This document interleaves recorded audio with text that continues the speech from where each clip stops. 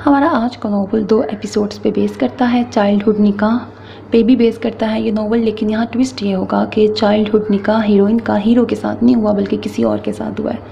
अब उसका क्या रोल होगा और वो भी स्टोरी में कम बैक करेगा, किस तरह करेगा, ये नावल सुन के आपको पता लगेगा। अगर मैं दूसरी तरफ बात करूँ तो हीरोइन अभी स्कूल गोइंग होती है कि उसके पेरेंट्स की एक कार एक्सीडेंट में डेथ हो जाती है। अब हीरोइन अपने मामू के पास रहती है और मामी उसकी बेस्ट फ्रेंड है, बचपन से ही उन्होंने ही उसको पाला होता है बेसिकली।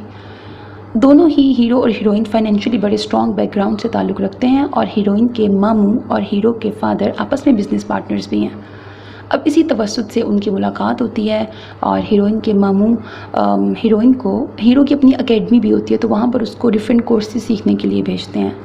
अपने पेरेंट्स की डेथ के बाद हीरोइन बहुत अंडर कॉन्फिडेंट हो जाती है, वो हर एक से घबराती है। किस तरह हीरो एक जेंटलमैन है, बहुत रहमदिल है, वो किस तरह हीरोइन के अंदर तब्दीली लेके आता है। हीरो को तो उससे लव एट फर्स्ट साइट हो ही जाता है, लेकिन हीरोइन को भी उससे मोहब्बत होने लगती है। हालांकि वो निकाह फाइट है, लेकिन वो ये वाली बात उसको नहीं बताती कि उसका निकाह पहले हो चुका है। अब हीरो को कब कैसे पता लगेगा, और हीरोइन का शौहर भी ऑब्वियसली सी बात है कम बैक करेगा नावल में।